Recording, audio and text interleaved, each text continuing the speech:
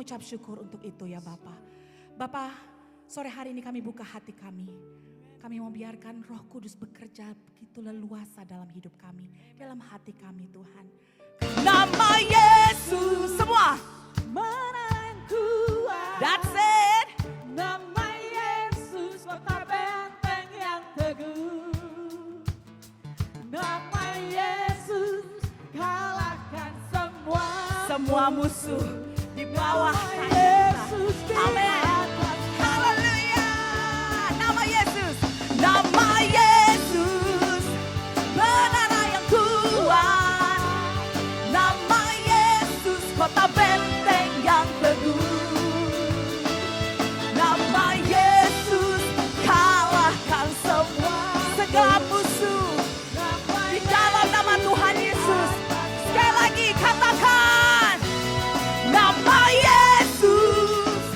Menara yang kuat. Hey. Nama Yesus. Kota benteng yang teguh. Di dalam nama Yesus. Segala musuh dihancurkan. Amin. Nama Yesus di atas segalanya. Nama Yesus. Nama Yesus di atas segala. Oh, di dalam nama Yesus.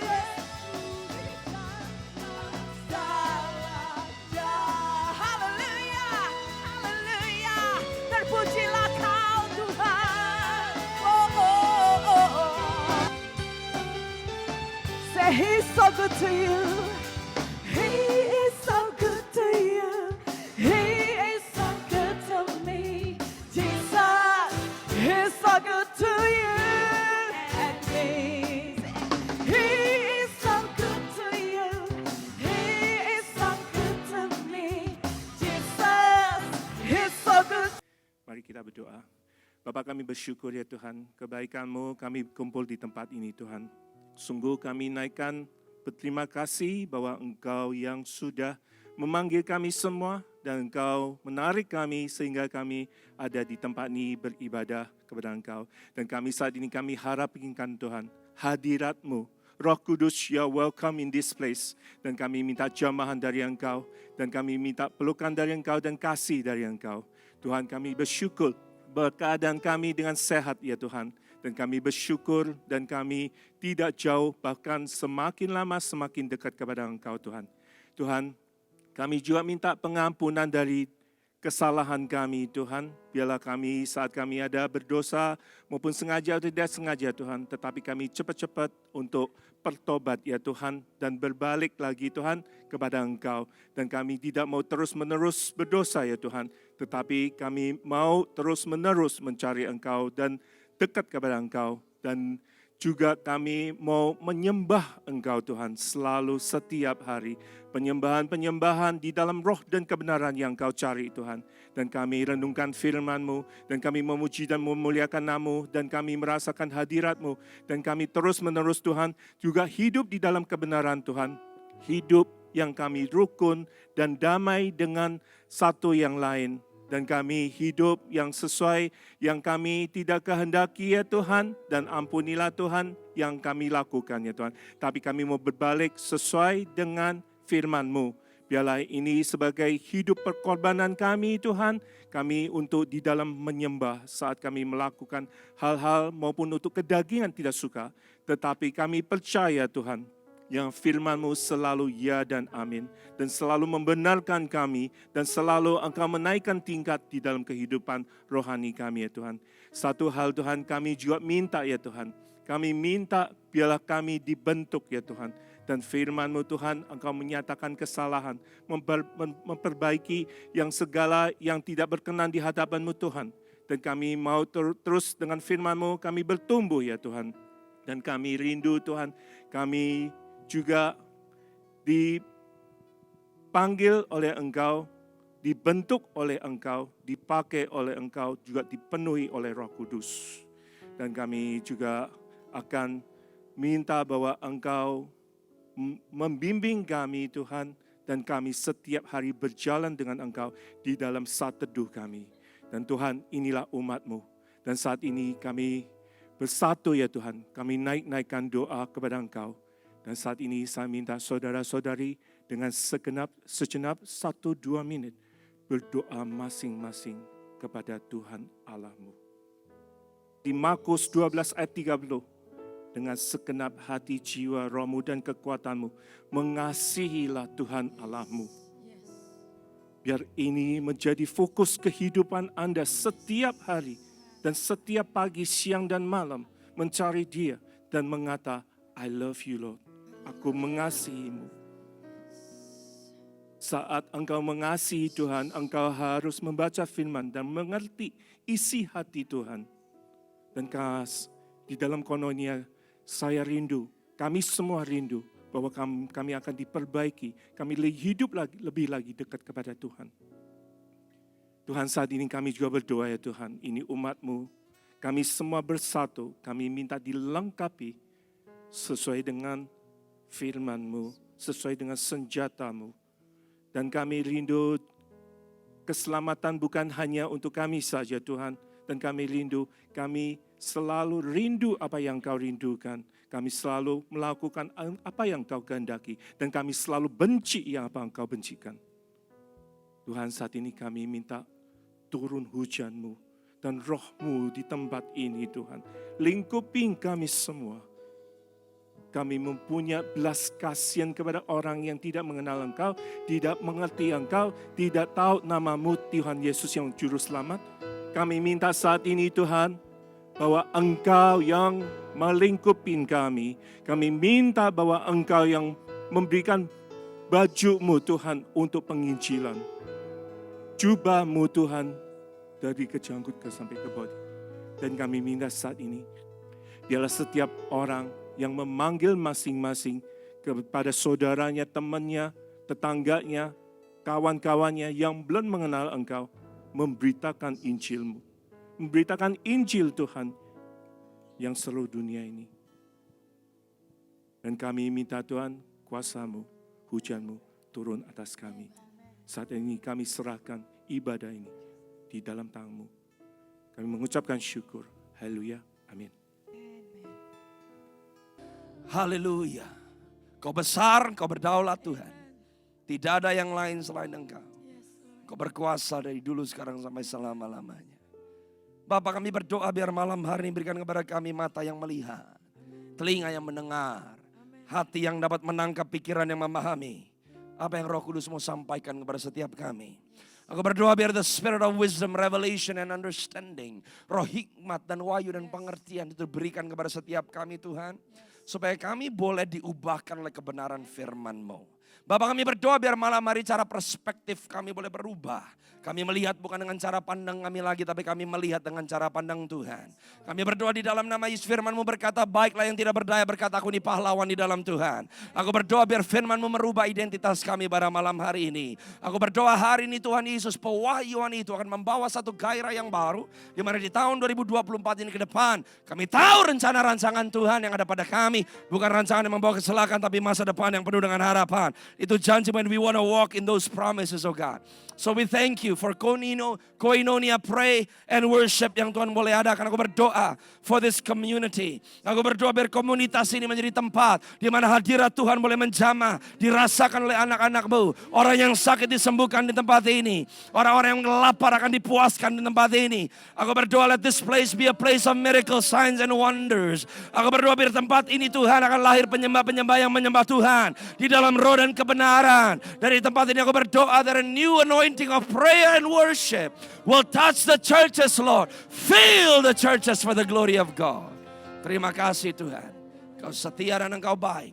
We love you and we honor you. Dan kami berikan segala hormat, pujian, sembah kami hanya kepada nama di atas segala nama-nama yang berkuasa. Dari dulu, sekarang, sampai selama-lamanya. Di dalam nama Yesus yang siap mendengarkan firman Tuhan. Mari sama-sama katakan. Berikan tepuk tangan yang meriah buat Tuhan. Haleluya.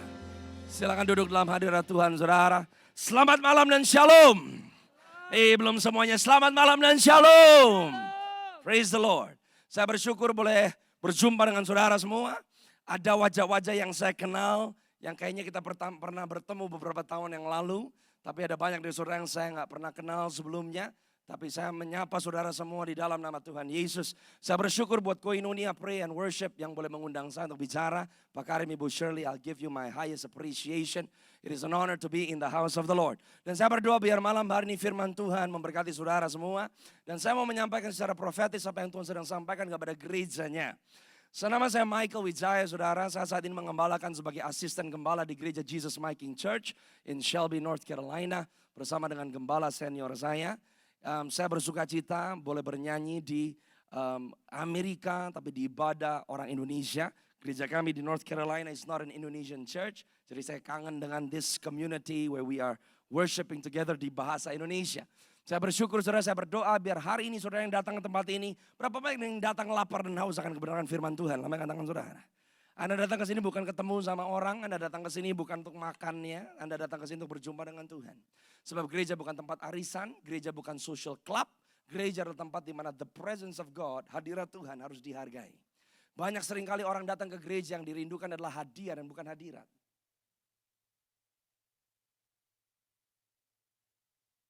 Makanya saudara gak akan pernah puas.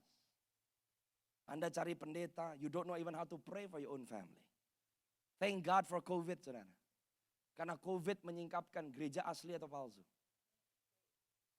Karena COVID, kepala rumah tangga Anda gak bisa ke gereja. Do you even know how to lead your own family? Tapi kalau masih ada orang yang suka online, ini gak tahu ini direkam kayaknya khotbahnya. If you are online, bertobat, come back to church. Karena gereja bukan nonton. Gereja bukan dengar khotbah.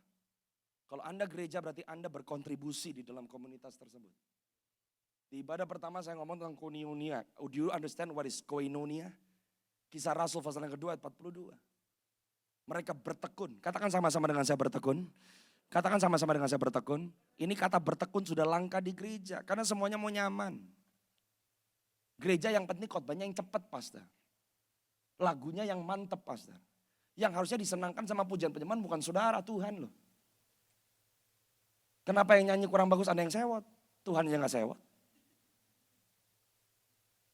Kita kebalik konsepnya. Saya suka seorang hamba Tuhan bilang begini. Anda datang ke satu ibadah hari Jumat, berarti pendetanya terkenal. Kalau ibadahnya penuh. Anda datang di hari Sabtu, rame. Pendetanya terkenal. Anda datang di hari Minggu, rame. Berarti gerejanya terkenal. Tapi kalau Anda bisa datang ke rumah doa di hari Selasa, Rabu, Kamis atau Senin dan rame, berarti Yesusnya terkenal. Tapi sekarang pertemuan yang paling sepi pertemuan apa? Pertemuan doa. Mana ada yang mau datang? Betul? Dan kita bilang kita Kristen loh, malu-maluin saudara. No power. Why would the church wants to believe? Gereja bilang, gua ketakutan. Lu bilang lu Kristen. Takutnya juga sama. Saudara bisa ngomong God the healer pas semuanya sembuh. Nggak butuh penyembuh saudara. Anda mau lihat kesembuhan, butuh orang sakit. Lah kenapa waktu COVID nggak ada yang berani doain orang? Semua masker berlapis-lapis. Orang dunia mati masuk neraka loh. Orang Kristen mati masuk surga. Kenapa takut mati? Karena nggak ngerti siapa kita di dalam Tuhan dan siapa Tuhan di dalam kita. Nggak ngerti. Yang penting gua nongol di gereja. Terus gereja bukannya tempat Tuhan dimuliakan, tempat berantem.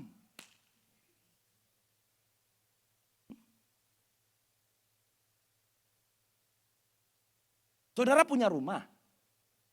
Anak saudara bikin onar sama anak tetangga. Anda maki-maki anakmu gak? Anda celah rumahmu sendiri gak? Kenapa rumah Bapak Surgawi terjadi sesuatu? Anda lempar lumpur di rumah Tuhan. Gak ada gereja sempurna. Anda mau cari gereja sempurna, mati dulu. Kalau Anda masih hidup, Anda ketemu sama manusia. Tapi di dalam rumah Tuhan, di situ dia dimuliakan. Don't touch the house of God. Karena that's not your house. Orang pada ngomong kalender Ibrani 5784. The year of open doors. Tahun pintu terbuka. Do you understand pintu terbuka itu seperti apa? Pintu terbuka gak cuma ngomong berkat.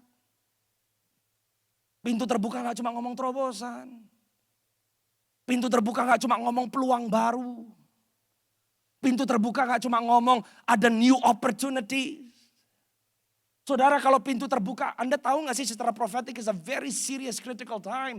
Sebab kalau pintu terbuka, saudara gak ketok lagi loh. Anda baca di kitab Wahyu, Tuhan mengetuk pintu. Barang siapa membuka pintu akan masuk dan makan bersama dengan mereka. Kalau pintunya terbuka, Tuhan gak ketok lagi, mau ngetok apa pintunya udah kebuka. This is the season dia akan masuk ke rumahnya. Ngapain dia di dalam rumahnya? Dia akan bersihkan rumahnya. Kalau Tuhan perlu permisi masuk di hidup saudara, berarti hidup saudara bukan milik Tuhan.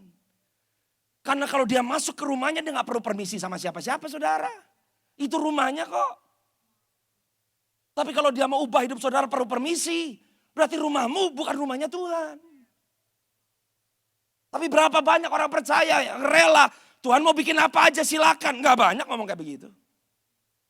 Kenapa? Our life is our own life. Then don't say we are the house of God. Kalau ini rumah Tuhan, kenapa kalau ibadah Anda datang telat?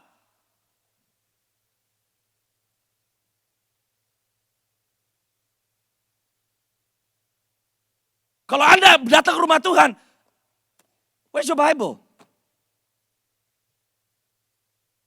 Kita datang ke rumah Tuhan asal bleh sih. Gue mau telat kayak. Paling hebat tuh orang ngomong. Gak apa-apa pastor, masih nyanyi belum khotbah. Itu otaknya belum dirubah saudara. Pujian penyembahan lebih penting daripada khotbah. Khotbah Anda dengar orang ngomong. Pujian penyembahan ada hubungan langsung dengan Tuhan. Salah itu otaknya. Kita gak hargai Tuhan sih. Bagaimana Anda ketemu sama orang penting? Berani terlambat? Enggak.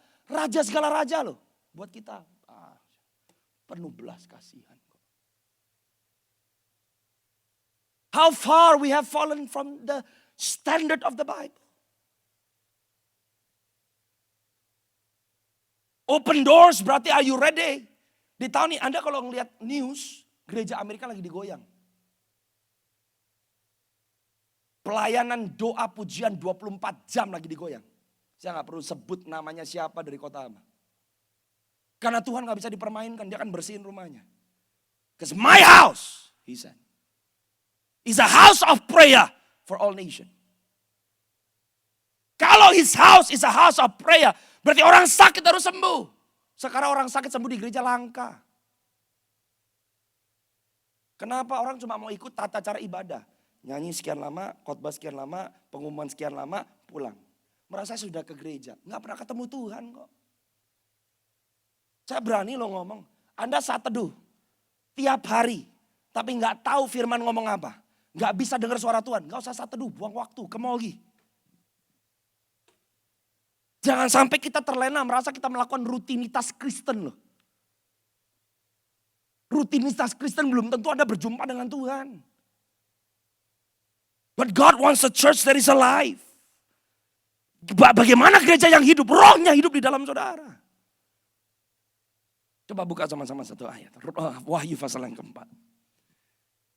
Tiba-tiba beberapa minggu yang lalu Tuhan rubah cara pandang saya. Wahyu pasal yang ketiga ayat 14 sampai 22.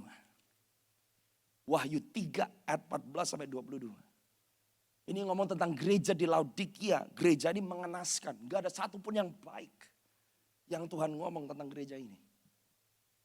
By the way, banyak orang percaya gak mau baca kitab Wahyu. Saya kasih satu tips. Tolong kitab Wahyu itu dibaca. Gak ngerti pastor. Baca. That's why you need the Holy Spirit. Kalau Anda baca Wahyu pasal yang pertama. Dari ayat 1, 2, dan 3. Kitab Wahyu itu gak cuma ngomong tentang kejadian akhir zaman. Baca dong kitab Wahyu 1 pasal yang pertama dan seterusnya. Ini adalah wahyu tentang Kristus Yesus. The point of the book of Revelation adalah menyingkapkan akan pribadi Yesus.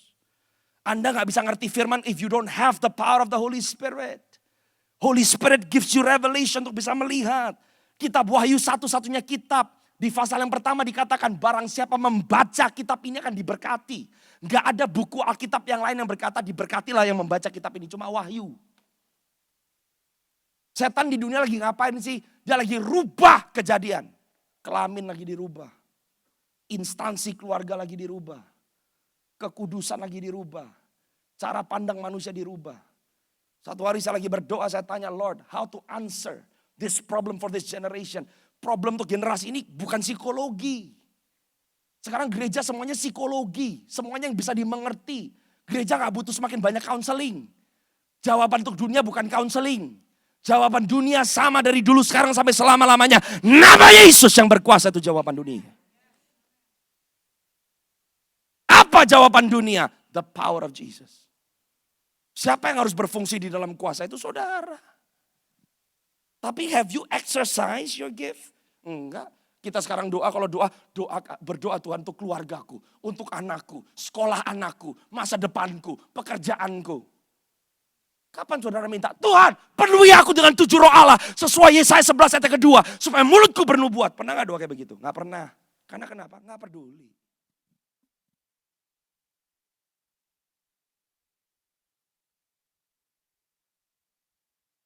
The world needs the answer.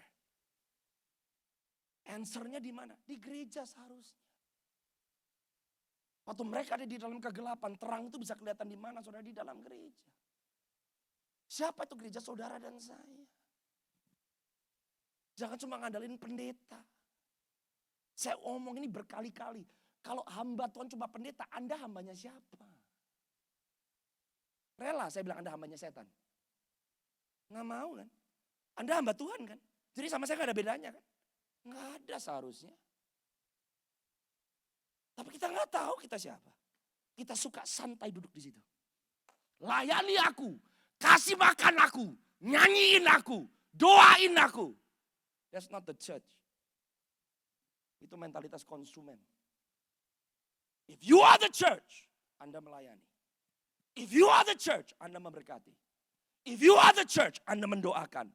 If you are the church, Anda menguatkan. If you are the church, Anda memberkati. Itu gereja. Yang mengerti katakan amin. Yang mengerti katakan amin. Waktu engkau peduli dengan yang menjadi kepentingan Tuhan, kepentingan saudara jadi kepentingannya Tuhan. Anda bisa hidupi ayat yang berkata, sebelum kamu minta, aku sediakan buat kamu. Ini bahaya nih saudara, saya kasih ya. Saya kasih gambaran nih saudara ya. Wahyu pasal yang ketiga ayat 14. Watch this. Alkitab berkata, ini gereja Malang loh.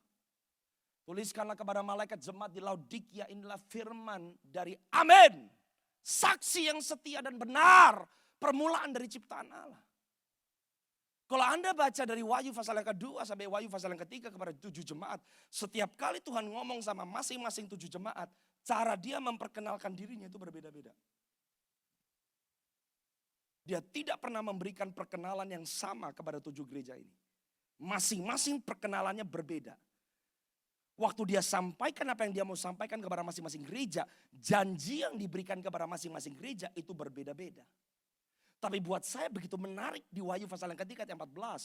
Di dalam gereja Laodikia yang keadaannya mengenaskan, Tuhan memperkenalkan dirinya yang pertama sebagai amin. Kalau saudara berdoa dan saudara katakan amin. Kata amin artinya saudara sepakat menjadi satu, agree. Apa yang saudara doakan, apa yang saudara imani itu menjadi satu dengan saudara. Tuhan sedang memperkenalkan dirinya kepada gereja di Laodikia sebagai amin. Dan dia berkata, akulah saksi yang setia dan benar. Bukankah saudara dan saya dipanggil menjadi saksi-saksi Allah? Ini Tuhan sedang memperkenalkan dirinya. Dia lagi ngomong sama gereja di Laodikia. Seharusnya ini kamu. Tapi aku datang sebagai yang sulung. Aku datang sebagai yang utama. Aku datang sebagai contoh buat kamu. Kamu yang harusnya sepakat sama aku. Kamu yang adalah saksi-saksiku. Di tengah-tengah kemalanganmu. Aku lagi datang. Dan dia bilang akulah permulaan dari ciptaan Allah. Alkitab berkata Yesus yang menjadi sulung. Dia menjadi sulung, menjadi contoh supaya kita bisa mengenal Bapa melalui dia yang adalah jalan kebenaran dan hidup. Waktu dia memperkenalkan dirinya kepada gereja di Laodikia, Tuhan lagi ngomong begini, keadaanmu lagi malang Laodikia, keadaanmu lagi suam Laodikia, tapi aku datang kepadamu bukan menghakimi kamu, bukan dorong kamu masuk ke neraka, bukan untuk kondem kamu, tapi aku datang sebagai amin yang sepakat dengan kamu, aku datang sebagai saksi yang setia dan benar, aku datang dari yang awal yang buka jalan buat kamu. Kalau kamu mau nempel sama aku, kalau kamu mau bertobat, kalau kamu mau lihat sama aku, keadaan yang malang akan aku rubah menjadi sebuah kemenangan. Dia lagi datang sama gerejanya. Kalau malam hari ini dia lagi datang sama saudara, dia katakan akulah amin. Aku saksi yang benar dan setia. Aku adalah ciptaan, permulaan dari ciptaan Allah. Buat kamu. Kenapa ayat yang berikutnya? Tuhan ngomong gini sama jemaat di Laodikia. Aku tahu segala pekerjaanmu. Jadi ini gerejanya aktif gak? Coba jawab, aktif gak? Aktif. Gerejanya pelayanan gak? Pelayanan. Gerejanya ibadah gak? Ibadah. Aktif belum tentu hidup.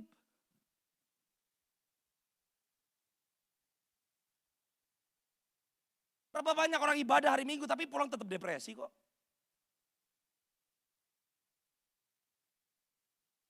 Berapa banyak orang melayani tapi melayani sewot uring-uringan.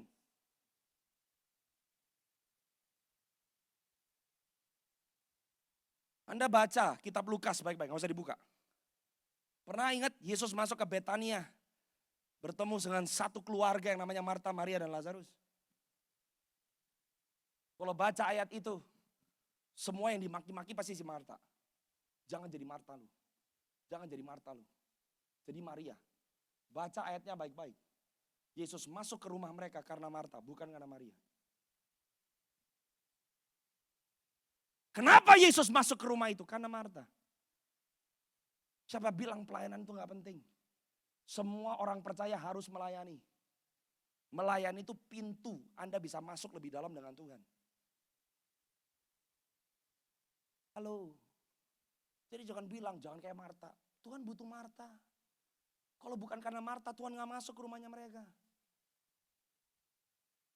Ada seorang wanita bernama Marta. Alkitab ngomong Marta dulu, bukan Maria. Waktu Yesus masuk ke rumahnya Marta, baru ketemu sama yang namanya Maria. Alkitab berkata Marta sibuk melayani. Tuhan gak pernah protes sama Marta yang melayani. Kapan pelayanannya Marta jadi ancur-ancuran? Waktu dia komplain. Betul gak? Anda mau melayani, harus melayani. Kapan Marta pelayanannya mulai ancur? Waktu dia berkata sama Yesus, Tuhan ngomong dong sama Maria. Masa gue pelayanan sendirian? Dianya diam aja di situ, suruh dong bantu. Dari situ saya nangkep tuh. Berapa banyak orang Kristen yang di gereja pelayanan, tapi habis pelayanan rungsing. Masa yang angkat kursi gue terus? Kok pendetanya malah ngasih dia apresiasi, dia dipanggil jadi kepala asyir. Gue udah asyir bertahun-tahun gak pernah dijadiin kepala asyir. Jadi kalau udah mulai kayak gitu pelayananmu udah bermasalah. Kalau Anda mau melayani dengan tulus. Jangan rungsing sama orang lain gak mau melayani. The moment Marta mulai rungsing, Tuhan bilang, Marta, Maria mengambil bagian yang terbaik. Tuhan gak pernah bilang sama Marta, bagianmu salah kok. Dia bilang Maria mengambil bagian yang terbaik. Pelayanan itu penting. Tapi kalau pelayanan hati saudara sudah tidak dikalibrasi dengan Tuhan. Dan pelayanan membuat saudara emosi. Pelayanan membuat saudara jadi pahit. Pelayanan bikin saudara rungsing. Then your ministry becomes a problem. Tapi semua orang harus melayani. Katakan sama-sama dengan saya harus melayani. Katakan sama-sama harus melayani. Saya kasih buktinya Yohanes 15 ayat 15. Coba baca dengan baik-baik ayat firman Tuhan ini. Yohanes 15 ayat 15. Saya harap saudara belajar sesuatu malam hari ini ya. Amin. Ini waktunya bangkit dan jadi terang. Saya mau challenge kalau saudara datang di Koinonia. Jangan cuma datang karena hamba-hamba Tuhannya Anda suka dengerin di YouTube. Ini bukan bioskop. Kalau Anda tergabung di sebuah fellowship, belajar melayani. Tapi pastor, saya keluar dari zona nyaman. Ya iyalah, kalau melayani tanpa korban, belum ada pelayanan itu. Api Tuhan turun di atas korban. Harus ada yang dikorbanin. Kalau nggak ada korban itu bukan pelayanan namanya. Semua orang juga bisa. Yang matang Anda baca Roma 12 ayat yang pertama. Aku menasihatkan kamu saudara-saudaraku. Persembahkanlah tubuhmu sebagai persembahan yang hidup. Coba pikir, ada nggak persembahan yang hidup? Ada kambing, mau dipersembahkan. Tapi kambingnya masih mbek. Itu persembahan atau bukan? Bukan. Kapan itu jadi korban? Waktu mati. Terus saya tanya sama Tuhan, kenapa Paulus bilang persembahan yang hidup? Saya bilang gak make sense. Persembahan harus mati. Masa hidup? Kalau hidup berarti bukan persembahan dong. Ya dong, persembahan harus mati. Tapi kenapa Paulus bilang persembahan yang hidup? Saya gumuli dan saya tanya sama Tuhan, jelasin saya gak ngerti Tuhan. Tuhan bilang, setiap kali kamu memberikan persembahan, sesuatu pasti mati dalam hidupmu. Egomu harus mati. Hobimu harus mati. Kenyamananmu harus mati. Tapi kapan persembahanmu yang mati itu jadi hidup? Waktu attitude-mu tetap bagus.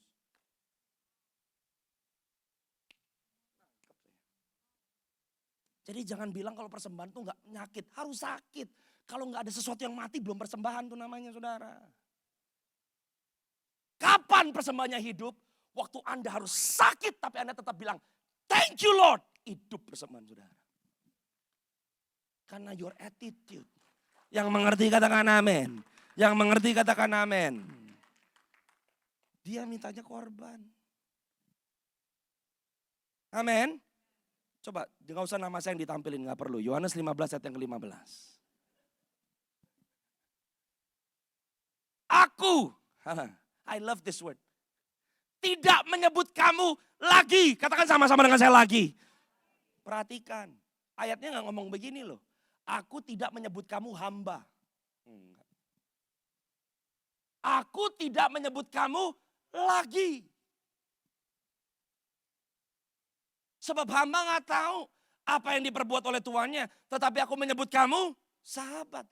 Tidak ada orang bisa jadi sahabat Tuhan kalau gak pernah jadi hamba Tuhan. Anda mau intim sama Tuhan. Tapi gak pernah mau punya hati pelayanan. Forget it. Gak akan mungkin Anda bisa jadi sahabat Tuhan. Tolong dibaca. Ini bukan kata Michael Wijaya loh. Ini kata Yohanes 15 ayat 15. Aku tidak menyebut kamu lagi hamba. Sebab hamba tidak tahu apa yang diperbuat oleh tuannya. Jadi Marta itu selalu pintu masuk.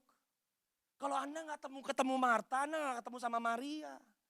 Kalau Anda gak pernah melayani rumah Tuhan, makanya tipuan iblis buat orang-orang Kristen itu apa? Munafik gereja, ngapain lu zoom aja di rumah. Itu tipuan setan.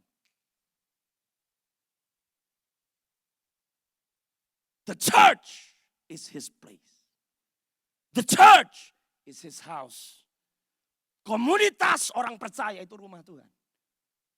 Kalau saudara mau jadi sahabat Tuhan, Anda harus melayani rumah Tuhan. Sebab aku menyebut kamu sahabat. Karena aku telah memberitahukan kepada kamu segala sesuatu yang telah aku dengar dari Bapa. Apa yang bikin seseorang sahabat? Bukan karena koneksi lu sama pendeta lu. Apa yang bikin Anda sahabat? Bukan karena Anda diangkat jadi penatua 1, penatua 2, warga gembala, asisten gembala. Bukan. Yang membuat saudara dan saya upgrade setelah Anda belajar melayani. Waktu Anda belajar memberi, Anda belajar berbagi. Waktu Anda mulai belajar mendengar suara Tuhan. Tuhan mulai bicara pewahyuan. Informasi yang kau dengar mengupgrade status saudara dari hamba jadi sahabat.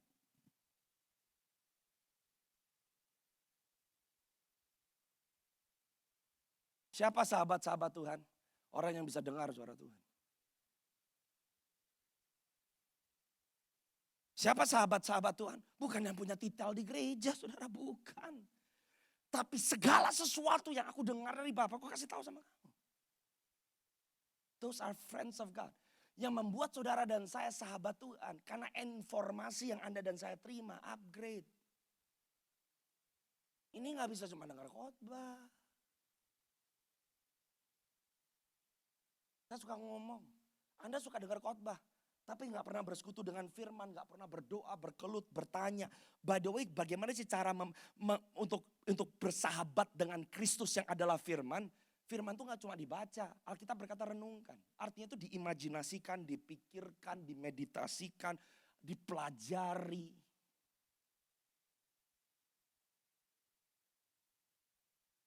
Anda nggak bisa bertumbuh cuma dengar khotbah.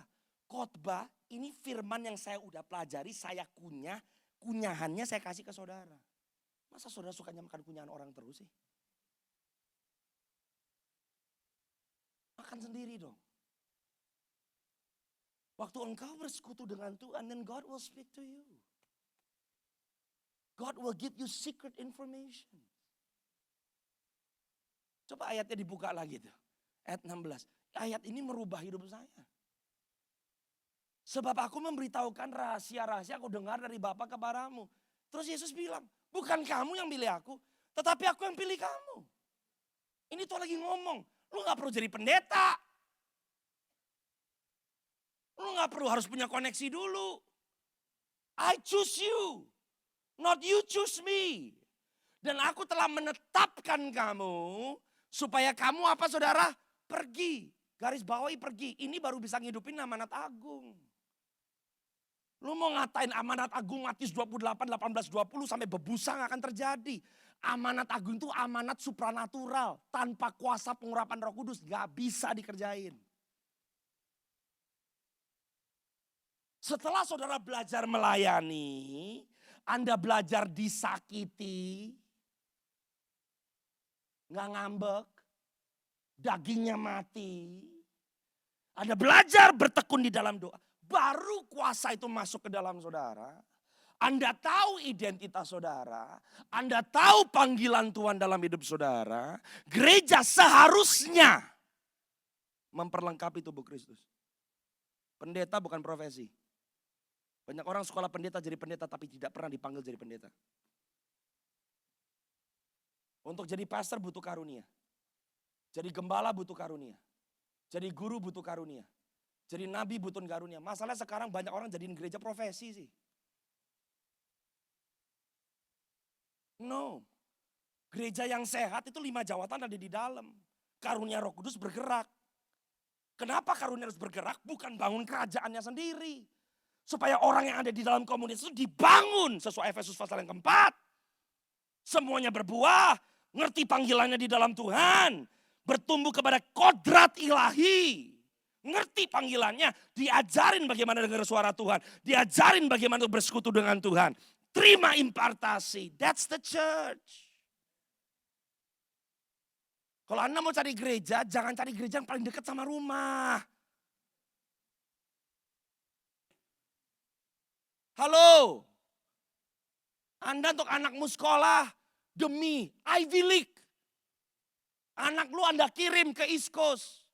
Gereja, rumah Tuhan. Anda cari yang paling dekat.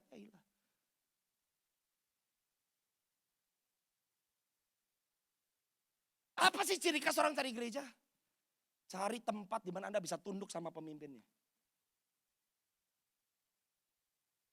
Ya, cari tempat Anda bisa submit, mau diajar, mau dibentuk, mau bisa taat, mau dibilangin, dan that's your church.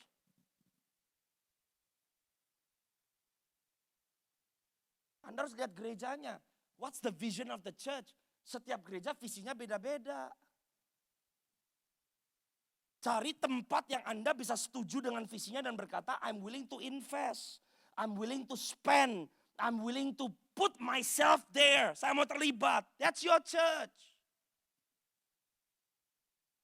Jangan cari gereja karena khotbahnya bagus. Salah.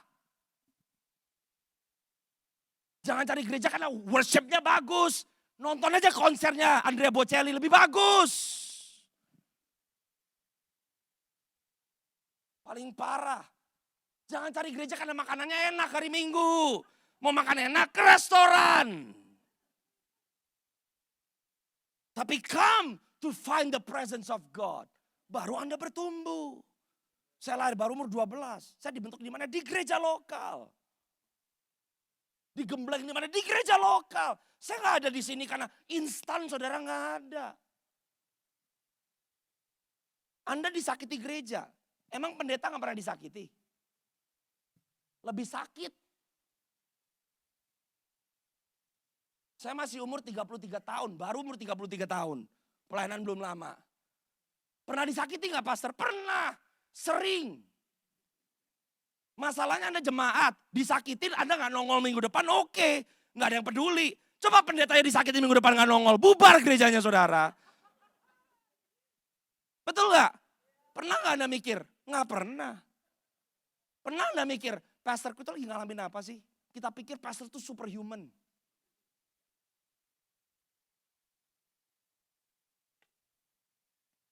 Saya paling muntap sama orang yang bilang, saya nggak mau lagi ke gereja, apalagi kecewa sama Tuhan karena gereja. Bodoh kamu. Yang mengecewakan kamu manusia, kamu bisa tinggalin Tuhan. Pencipta alam semesta yang bisa tepuk tangannya dan snap his finger, mati kamu. Kamu berani kecewa sama Tuhan. Kalau ada orang yang bisa bilang aku kecewa sama Tuhan, Anda tidak pernah menghormati Tuhan pada awalnya. Kenapa manusia yang gagal Anda sewotnya sama Tuhan? Kenapa orang yang gagal Anda sewotnya sama rumahnya Tuhan? Kenapa orang yang gagal Anda maki-maki Tuhan?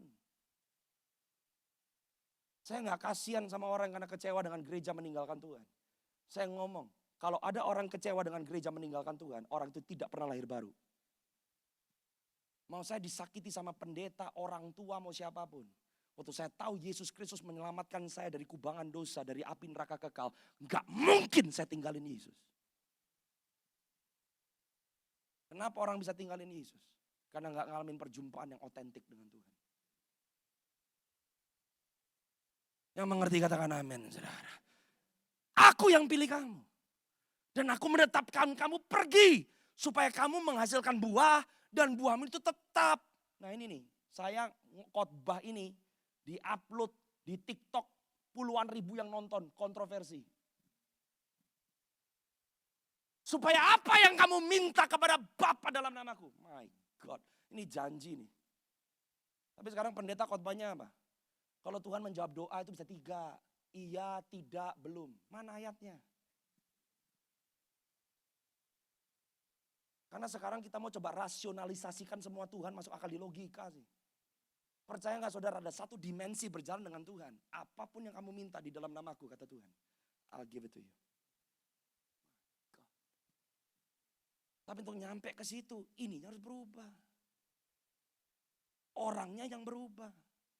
Sebelum Anda bertemu dengan Tuhan, Yesus Kristus, Tuhanmu bisa berubah-berubah. Tapi waktu engkau ketemu dengan Tuhan yang sejati, Anda gak bisa minta Tuhan berubah. Lu yang harus berubah. Gimana Anda dirubahnya? Waktu Anda diudek-udek. You don't ask God to change. The true living God is true, gak mungkin berubah. You and I must change. Tapi waktu kita ditransformasi serupa dengan gambar Kristus. Berani loh Yesus bilang. Apapun yang kamu minta. Supaya, katakan sama-sama dengan saya supaya. Supaya itu berarti hasil saudara. Supaya itu akibat. Anda gak bisa minta di dalam nama Yesus dikasih. Kalau Anda tidak pernah jadi hamba. Gak pernah jadi sahabat. Gak dapat pewahyuan, gak mau pergi, gak menghasilkan buah, gak bisa.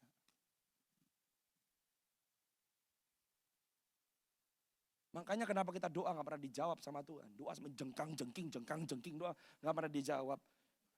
Karena kita gak mau berubah. Kita mintanya Tuhan yang berubah. Tuhan bilang, come on, layani aku, ampuni dia. Gak mau! Kalau enggak ini semua munafik, robek aja dari Alkitab. Tapi this is a dimension yang Tuhan tawarkan buat saudara dan saya. Coba kembali ke Wahyu 3. Aku tahu segala pekerjaanmu. Aku tahu segala pekerjaanmu. Saya mau encourage saudara malam hari ini di Koinonia. Saya nggak tahu kapan lagi saya balik ke sini. So saya mau kasih my maximum untuk kasih sama saudara satu kebenaran ini. Di tengah-tengah kegelapan, kemuliaan Tuhan akan nyata atas gerejanya. Tapi kemuliaannya gak akan nyata atas orang-orang yang main gereja. Tidak ada firman yang mengatakan Anda dan saya pergi ke gereja. God says, I built my church. Keadaan dunia ke depan tidak akan semakin baik. Keadaan akan semakin tidak menguntungkan. Tapi kalau saudara bangkit, ngerti siapa saudara. Di tengah-tengah himpitan dunia yang paling gelap, you can relax with God. Karena Tuhan yang tanggung jawab atas saudara. Nanti waktu saya tutup khotbah saya kasih ayatnya. Semuanya yang saya khotbahkan ada. di firman, bukan omongan saya. Sekarang kembali ke Wahyu pasal yang ketiga. Ayat yang ke-15. Makanya harus Anda cinta firman. Katakan sama-sama dengan saya, cinta firman. Sekarang orang datang ke gereja yang dicari apa? Pendeta lucu. Anda mau nonton komedian ke Las Vegas, jangan ke gereja.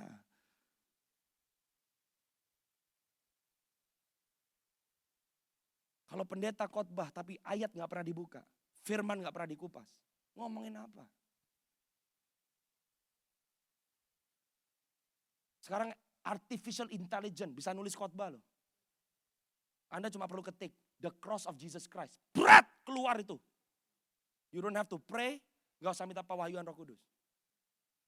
Saya mau kasih tahu, tanpa Roh Allah, aktivitas gereja tetap bisa jalan. Dan kalau orang Kristen terjebak di dalamnya, no power. Makanya orangnya gak pernah berubah.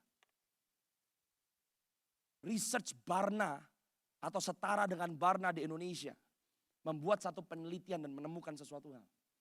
Banyak gereja di Indonesia yang sukses transisi dari satu kepemimpinan kepada pemimpinan yang berikutnya. Ternyata waktu ditelusuri dan dipelajari, tidak ada hubungannya sama pemuritan. Kenapa? Karena suksesinya bisa dipilih, direkrut. Itu model Alkitab nggak? Murid itu digembleng di rumah.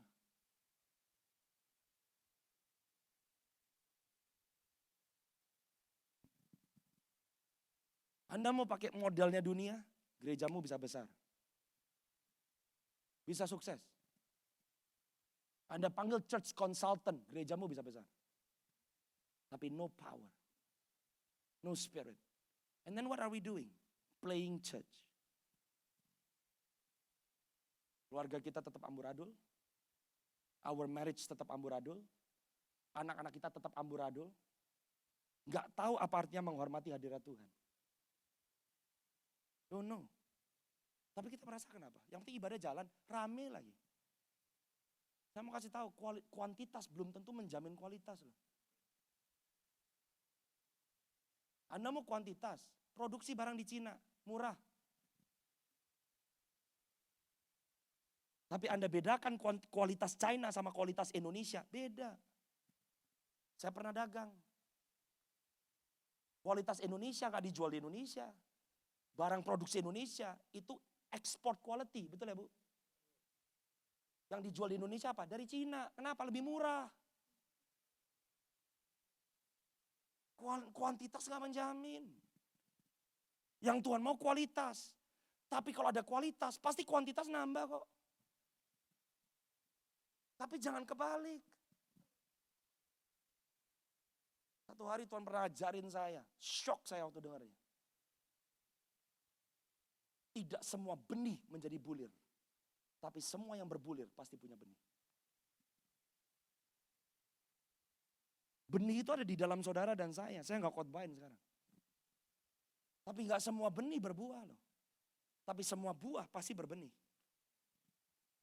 Banyak orang Kristen punya benih, punya potensi. Tapi gak pernah berkembang. Tuhan gak akan pernah bangun sesuatu dari potensi. Gimana sampai benih itu berbulir? Harus mati. Ditanam. Harus crack. Butuh waktu. Diairin. Kerja keras.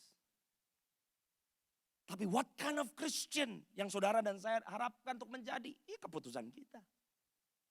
Tapi saya berdoa setiap kita harus tahu nih. Kemuliaan Tuhan akan datang. Prepare yourself. Bangkitkan dirimu malam hari ini dan berkata, I want to get serious with God. Make sure hidup saudara berarti. Make sure you are not wasting time. Kalau Anda tahu bagaimana untuk mementingkan yang menjadi kepentingan Tuhan. Di tengah-tengah masa sulit, I guarantee saudara, you don't have to worry about yourself. He'll take care of you. Dia pasti jaga saudara. Dia bukan bapak yang ketiduran kok. Dan dia itu orang wirausahawan yang baik. Dia kasih orang menurut upahnya. Oh, saya mau kasih tahu sama saudara. Anda kerja keras, dia tahu cara kasih upah.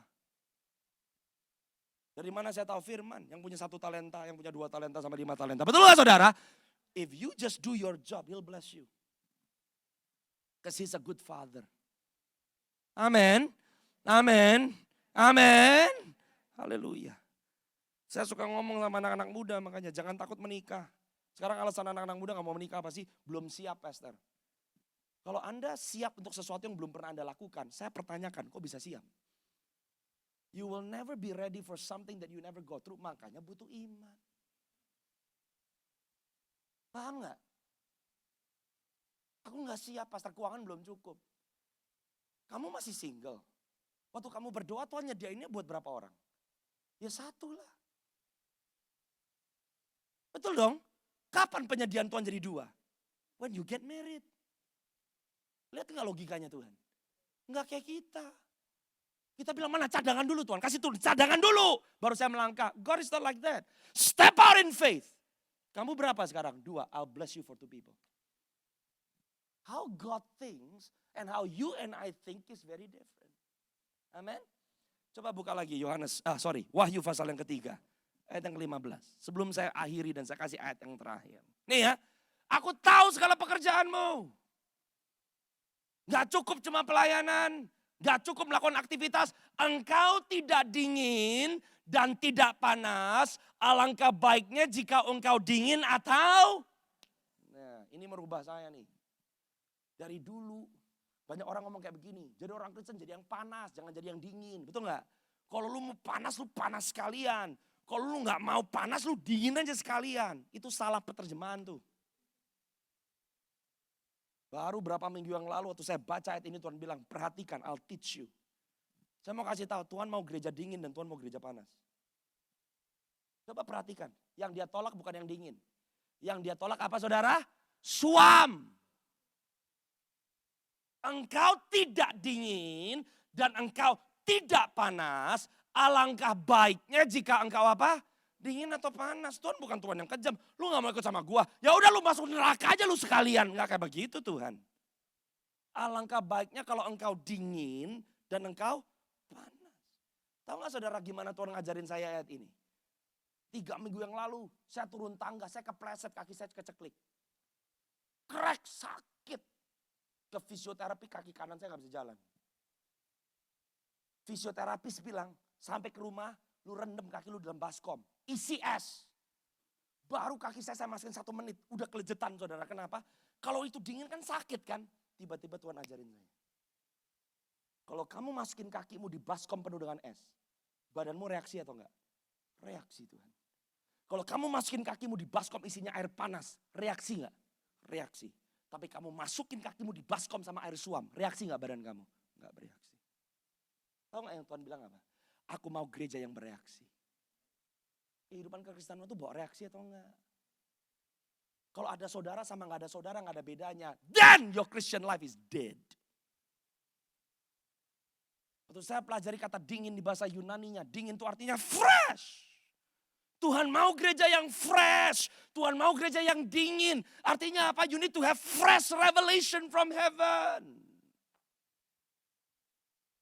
Kekristenanmu fresh atau enggak? Bagaimana Anda bisa tahu kekristenanmu fresh atau enggak? Kan saudara punya kesaksian-kesaksian yang baru atau enggak? Kalau bersaksinya 10 tahun yang lalu, 15 tahun yang lalu, expired saudara.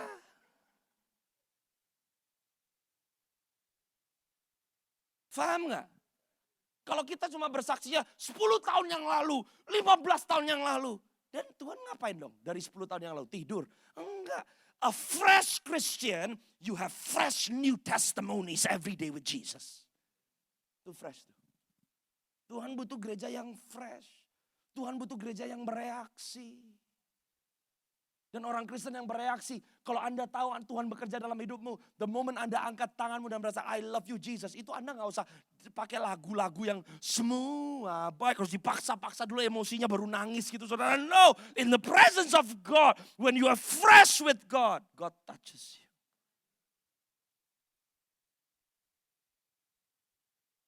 Waktu saya pelajari kata panas. Kata panas itu artinya apa? Fiery, fervent, bertekun, punya tekad.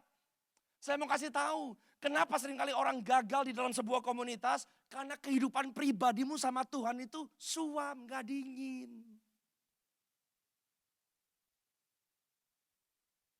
Kalau Anda mengharapkan gereja memuaskan saudara, Anda salah motivasi ke gereja.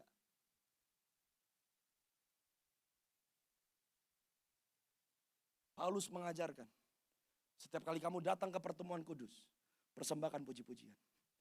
Betul nggak? Persembahkan doa. Anda datang bergabung di gereja lokal bukan untuk terima sesuatu, untuk kasih sesuatu. Kalau mentalitasmu datang ke sebuah komunitas hanya untuk menerima, you are in the community for the wrong reason. You need to give. Itu konsep firman tuh. Give and it shall be given unto you. Itu konsep firman. Kalau Anda bergabung di sebuah komunitas, you need to give. No matter how small. Saya nggak ngomong duit loh saudara. Give your life. When your personal Christian life is fresh with God, di tengah-tengah perkumpulan orang percaya, you are hot for God. Apa tuh hot? On fire, fervent, nggak gampang nyerah. Ditabok pipi kiri, pak, kurang ajar lu, nggak nongol gua minggu depan, nggak kayak begitu. Anda ditabok pipi kiri, pak, give your other cheek, my God. Itu gereja yang panas. Yang mengerti katakan amin. Itu gereja panas. Anda tahu orang yang panas? Kayak bulldozer, gak bisa di stop. You need to be a bulldozer in the house of God. Tapi you cannot be a bulldozer in the house of God kalau engkau dingin, kalau engkau gak dingin. You are not fresh with God. Kamu suam, gak bawa reaksi, gak bereaksi. Mau lu nongol, gak ada gunanya. Mau di rumah, gak di rumah, anak lu gak ada gunanya. Paling menyedihkan loh saudara. Kalau ada anak sama orang tuanya, mau papi di rumah kek, gak mau di rumah kek, up to you. Saya baru punya anak soalnya, umur 2 tahun sama umur 7 bulan. Yang bikin hati saya senang tiap kali saya baru buka pintu, cekrek, anak saya umur 2. Daddy, daddy. Itu bikin saya, my goodness, berarti saya diingini di rumah. Jangan sampai kita jadi orang Kristen yang suam. Mau ada lu kek, mau gak ada lu kek, keluarga lu masa bodoh. Mau ada lu kek, mau gak ada lu kek, gerejamu masa bodoh. Kalau itu terjadi berarti Anda gak bawa dampak apa-apa. Bisa aktif loh. Tiap minggu nongol loh. Pelayanan loh. Tapi no impact. Suam. Ayat yang berikutnya. Jadi karena engkau suam, gak dingin, gak panas, aku muntahin. Satu-satunya saya lihat Tuhan pernah sakit di Alkitab, cuma di ayat ini. Tuhan gak alergi sama orang yang lemah, yang minta pertolongan Tuhan. Tuhan gak alergi sama orang yang bikin kesalahan, tapi hatinya karena mengejar Tuhan. Tuhan paling alergi sama orang yang ada di rumahnya, tapi gak bikin apa-apa. Apa yang dia akan lakukan? Dia muntahkan. Kenapa dimuntahin? Badan saudara dan saya didesain. Kalau ada racun, refleks tubuh kita ngapain? Either ke belakang atau muntah. Muntah berarti ada sesuatu yang seharusnya tidak ada di tubuh. Imun tubuh saudara dan saya mendorong itu keluar. Malam hari ini saya cuma ngomong sama saudara. Sebelum saudara dan saya dimuntahkan oleh Tuhan. Kalau Anda masih simpen kepahitan, Anda masih simpen gak mau ngampunin, Anda masih simpen rasa marah, lebih baik malam hari ini muntahkan.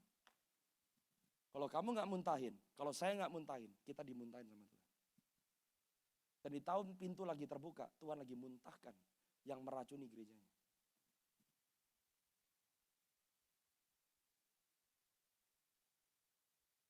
Saya berdoa malam hari ini, kalau engkau tahu ada sesuatu racun di dalam tubuhmu, yang kamu tahu gak harusnya di situ. Yang membuat kamu gak bisa connect sama orang percaya. Dan yang iblis akan bikin saudara dan saya adalah lock yourself, isolasikan dirimu, jauhi tubuh Kristus. Makanya prinsip setan sama Tuhan itu berlawanan sekali. Banyak orang bikin kesalahan takut doa, bodoh. Kalau kamu lagi bikin kesalahan, kamu harus datang ke hadirat Tuhan, mau lari kemana lu? Paham gak? Kalau kamu lagi ngalamin masalah, jangan malah keluar dari gereja, ngendep kamu di dalam gereja. Tidak ada tempat yang lebih aman daripada di dalam hadirat Tuhan. Mau lari kemana? Ke night club. Sampai ke night club, setannya banyak saudara di sana. Yang mengerti katakan amin. Yang mengerti katakan amin. Karena kamu gak dingin, kamu gak panas, aku muntahkan kamu. Dan saya mau bilang sama saudara, jangan sampai saudara saya dimuntahkan oleh Tuhan. Kalau malam hari ini ada sesuatu yang masih mengganjal di dalam manusia rohmu. Saya berdoa, muntahkan malam hari ini. Racun jangan dipelihara. Kenapa sih harus dimuntahin? Kalau nggak dimuntahin organmu yang lainnya kena. Banyak orang nggak sadar karena kekecewaan saudara dan saya akan rumah Tuhan. Anak-anakmu nggak mau datang ke gereja. Betul nggak saudara? Betul nggak saudara? It's important for us to make the right decision and the right choice. Amin. Ayat yang terakhir. Ayat yang ke-17. Aku menasihatkan kamu. Dan engkau berkata, aku kaya dan aku telah. Ini perhatikan nih. Gimana sih cara ngecek saudara gereja suam atau enggak? Apa yang kamu katakan dengan mulutmu? 1, aku kaya. I am rich. Kalau saudara dan saya lebih banyak ngomong tentang saya bisa. Saya enggak berhak diperlakukan seperti ini. Harga diri saya di mana? Anda suam. Yang kedua, aku telah memperkayakan diri. I have.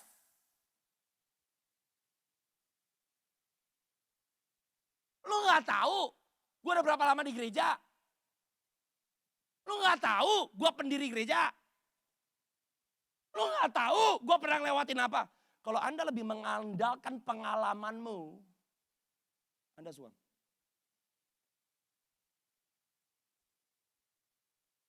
Yang nomor 3. Dan aku tidak kekurangan. Kalau kita ngomong, I don't need the church. I don't need brothers and sisters. Gua bisa sendiri, gak butuh siapa-siapa. Anda suam. Mau ngeceknya gampang. What do you say? Dan Tuhan ngomong sama gereja ini. Kamu gak tahu. Kalau kamu gak apa-apa, melarat. Kamu malang. Kamu miskin. Kamu buta. Kamu telanjang.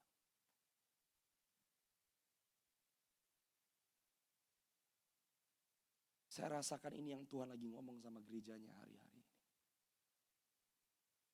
Jangan jadi gereja suam. Gereja panas dan gereja dingin. Amin. Ayat penutup. Are you ready? Mazmur 133. I promise. Anda menikmati firman Tuhan gak ini? Do you love the word of God? Mazmur 133. Ini gak cuma lagu.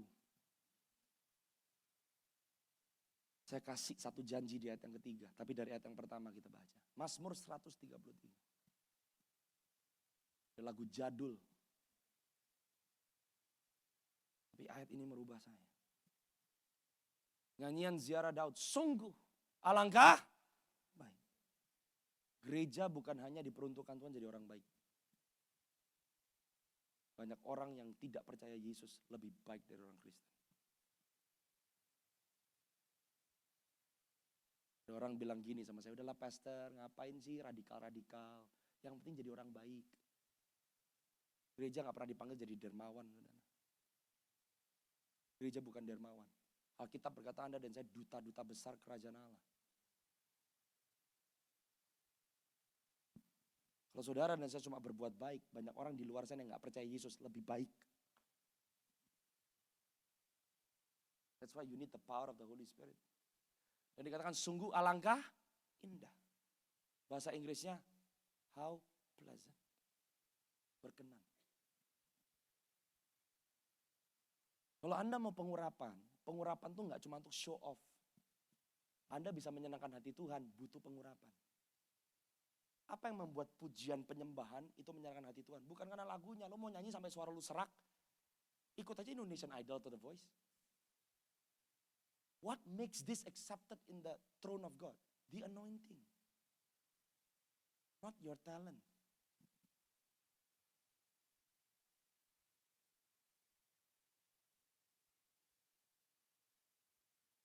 Banyak orang bisa main kok. Tapi muji sendiri di rumah enggak? Belum tentu. Ngafalin chord. Terus ini nih. Apabila saudara-saudara diam bersama dengan rukun. Waktu saya pelajari, saudara-saudara di bahasa aslinya, itu bentuknya sama, suaranya sama, cara pikirnya sama, cara perasaannya sama. Itu baru saudara-saudara. Ini bukan hanya karena, lu Kristen, Kristen, suka Yesus, cinta Yesus. Etos, saudara. No. Saudara yang kumpul sama-sama, itu yang cara pikirnya sama, hatinya sama, perasaannya sama, targetnya sama, goalnya sama. Makanya saya bilang, keunitian kayak begini, nggak bisa cuma karena makan bersama. Makan bersama hanya menyatukan tubuh. Roh nggak bisa bersatu hanya karena makan bersama, nggak bisa saudara. Kesatuan di dalam roh hanya bisa terjadi when you pray, worship in the presence of God. Karena saya bingung, kenapa di ayat yang berikutnya, ayat yang kedua bilang seperti minyak di, apa hubungannya ayat 1 sama ayat 2? Oh, ayat yang 1 ngomong tentang keunitian, ayat yang kedua ngomong tentang pengurapan. Coba ayat yang kedua ditampilkan. Seperti minyak yang baik di atas kepala, meleleh ke janggut, yang meleleh ke janggut Harun dan ke leher jubah. Anda gak bisa menjadi orang percaya yang bersatu kalau Anda tidak penuhi pengurapan Tuhan. Pengurapan gak cuma ngomong apa yang Anda bisa lakukan di dalam pelayanan. Pengurapan pertama itu merubah kepalamu dulu. Orang yang diurapi bukan cuma yang syukara baka syuka takare baka toria takaria. No. Orang yang diurapi cara berpikirnya berbeda, cara melihatnya berbeda, berkata-katanya berbeda, apa yang dia dengar berbeda. Itu pengurapan. Amin. Ayat yang ketiga. Kenapa gereja perlu diurapi seperti embun di Gunung Hermon. Hermon di bahasa Ibrani artinya sanctuary atau tempat kudus Tuhan. Waktu gereja menjadi dewasa, gereja punya satu hati, satu pikiran. Anda gak cuma jadi orang baik, tapi Anda berkenan di hadapan Tuhan. Pengurapan merubah hidupmu. Dan Tuhan berkata, maka dari tempat yang maha tinggi akan mengalir embun yang turun ke atas gunung-gunung Sion. Sion nggak ngomong tentang tempat, saudara. Sion ngomong tentang orang. Kalau Anda pergi ke Israel, Sion itu nggak bisa disebut gunung, bukit. Sebelum orang Israel masuk ke Yerusalem, nggak ada yang namanya Gunung Sion. Kalau Anda mau lihat gunung yang hebat tuh Sinai. Sinai jauh lebih besar daripada Sion. Tapi Sinai itu ngomong tempat. Sinai ngomong tentang satu pengalaman. Di Sinai yang ketemu Tuhan, di atas cuma Musa. Saudara dan saya tidak diperuntukkan Tuhan jadi Sinai, tapi Sion. Siapa itu Sion? Orang-orang yang dirubah oleh Tuhan. Orang-orang yang dikhususkan oleh Tuhan. Waktu saudara menjadi dewasa di dalam Tuhan. Dan apa yang turun dari tata Allah yang maha tinggi akan turun di atas saudara. Dan di sana, katakan sama-sama di sana. Katakan sama-sama di sana. Tuhan ngapain saudara?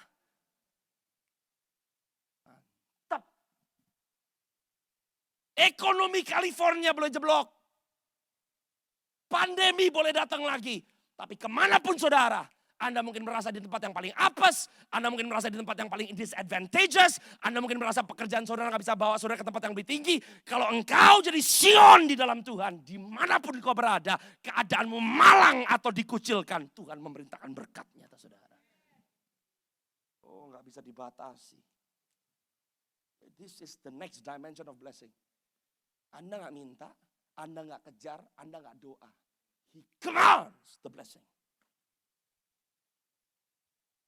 Dia perintahkan berkatnya. Dimanapun kau berada, engkau gak usah takut kelaparan dan kekurangan. Sebab mata Tuhan tidak terlalu pendek atau tidak terlalu jauh untuk melihat dimanapun kau berada. Asal engkau jadi Sion di sana. Kepada orang-orang seperti Sion, Tuhan memerintahkan. Gunung Sion ada di mana? Di tengah Yerusalem. Saya tutup dengan mengatakan ini. Di akhir zaman ini Tuhan lagi cari orang-orang yang bukan hanya Kristen. Tapi di tengah-tengah Kristen. Orang-orang yang bisa mendengar suara Tuhan. Yang menjadi sahabat Tuhan. Yang tidak suam tapi panas dan dingin. Tuhan akan lakukan perbedaan. Di tengah orang Kristen. Di tengah Yerusalem. Ada satu tempat yang namanya Sion. Saya berdoa saudara. Kalau engkau ada di koinonia. Kalau engkau ada di gereja lokalmu. Engkau ada di rumah tanggamu. Dimanapun kau berada. jadilah seperti gunung Sion. Dingin, fresh, bergairah, berdampak, dan panas. Amin. Supaya jangan sampai kita pikir kita kaya. Gua punya semua. Tapi Tuhan bilang miskin, malang, melarat, buta. Saya berdoa firman ini membuat sesuatu bergerak di hati saudara. Tuhan akan datang kembali. Lu siap nggak siap? Dia pasti datang. Pertanyaannya, maukah engkau mempersiapkan dirimu? Supaya waktu dia datang, kedatangannya bukan menjadikan kita seperti orang yang di tengah-tengah ladang. Alkitab berkata, kita seperti pencuri yang kita merasa terlambat. Tapi biarlah kita seperti orang-orang yang menantikan Tuhan dan berkata, Maranatha, datanglah Tuhan. Karena hidup yang aku hidupi, bukan aku lagi yang hidup, tapi Kristus yang hidup di dalam aku. Amin saudara. Mari bangkit berdiri dalam hadirat Tuhan.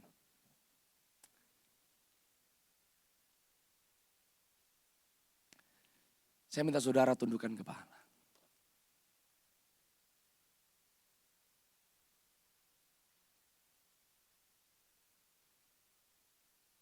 Engkau bertanggung jawab untuk kekristenanmu. Engkau bertanggung jawab untuk hidup yang kau hidupi. Yang mati buat saudara bukan istri, bukan suami, bukan anak, bukan papa, bukan mama, bukan pendetamu. Tapi yang mati untuk saudara, Kristus Yesus namanya. Bukan saudara yang pilih Tuhan. Tapi saudara dipilih oleh Tuhan. Dan saya berdoa biar malam hari ini saudara yang hadir di sini. Kau sungguh-sungguh berkata, Tuhan, I want to dedicate my life to you. Aku gak mau suam. Tapi aku mau dingin. Aku mau panas. Tuhan yang menolong kita. Dia amen. Dia saksi yang setia dan hidup. Dia yang sulung di antara semua ciptaan. Artinya apa? Dia datang menolong kita. Oleh karena kuasa salib Yesus, maka kita bisa.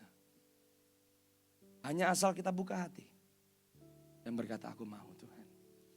Ambil beberapa detik ke depan, tundukkan kepalamu dan berdoa.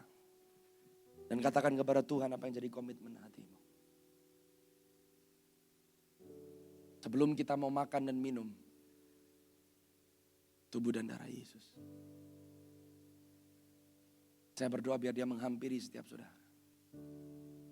Dia memperbaharui setiap saudara. Thank you Lord.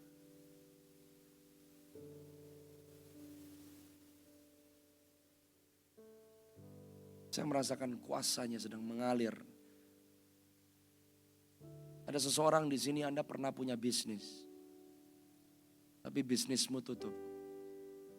The Spirit of the Lord is telling you bahwa you are going to open up your business again. And the Lord says that this will be a second chance. The Lord showed me. Kata baru itu seperti sedang di-highlight kepada saya. Banyak hal yang baru yang Tuhan mau lakukan di dalam kehidupan banyak saudara. Dia mau memperbaharui your marriage. There is someone here. The Lord showed me suddenly about your house. You need a renewal of your contract. And the Lord says the contract is going to be renewed. Fear not, says the Lord. Kemas syakatina masuru to shahare mandiri dibushikara. Lembro kata sendra bukutaka shendera kataranya mana sandra katula sirimugus syara katini mushi. We worship you. We worship you. Kalau saudara berkata malam hari ini, aku mau panas, aku mau dingin, aku gak mau suam. Dengan matamu yang tertutup, angkat kedua tanganmu tinggi-tinggi di hadapan Tuhan. Dan sekarang mulai katakan kepada Tuhan yang menjadi komitmenmu di tahun 2024 ini. Surrender. Muntahkan apa yang harus dimuntahkan dari hidupmu. Tapi kalau engkau sungguh-sungguh berkata, aku mau jadi yang panas Tuhan, aku mau jadi dingin Tuhan. Aku mau jadi orang Kristen yang membawa reaksi. Tonight is your night. Tonight is a new beginning for you. Silemun sakatirimun shika. Ada seorang istri di sini yang berkata, sepertinya sudah gagal, salah approach, komunikasimu dengan suamimu retak. Tapi malam hari ini dengar Tuhan berkata, I will make all things new in your marriage again, says the Lord. Di mana komunikasimu dengan suamimu akan kembali terjalin dengan baik. Lo shik aradabakati, ramanarabashikat aralamanda. Come on, mulai buka mulutmu. Shenenemon sakarabakati karalalaman sharalalamanda kata. Just bless the name of Jesus right now. Bless the name of Jesus. Karabakati rerebo shakaralalamanda. Brongaralaman shikataralalamanda. Panjatkan doamu. Berikan komitmenmu kepada Tuhan malam hari ini. Dan katakan, ini aku Tuhan. Aku responi firman-Mu. Aku responi perkataan-Mu. Aku responi undangan-Mu malam hari ini. Dan jangan lewatkan kesempatan yang baru yang Tuhan berikan. I declare unto you bahwa yang lama sudah berlalu. Rasa aib yang lama sudah berlalu. Rasa pahit yang lama sudah berlalu. Kegagalan yang lama sudah berlalu. Kecemaran yang lama sudah berlalu. Kekalahan yang lama sudah berlalu. Tapi hari ini Tuhan membuat segala sesuatunya baru di dalam kehidupanmu. Oh, riamande sekatarabakatorolomondehe. Sinamaharaka telebo sataralaha. Yeborolobo sararabagaterebo shika. Heremenda katilaba shataralamanda. Lebroku shikata. Saya mulai melihat ada api-api yang baru. Mulai muncul di atas kepala saudara. Ada yang sudah lama Anda tidak bergairah berdoa. Anda tidak bergairah memuji menyembah Tuhan. Tapi you used to be on fire for God. Well, I prophesy to you tonight. Di dalam nama Yesus. Bahwa hari-hari terbaikmu. Bukan di belakangmu. Tapi hari-hari terbaikmu. Hari-hari terpanasmu. Hari-hari yang terbaik dalam hidupmu. Itu ada di depan. I declare unto you. The best is yet to come.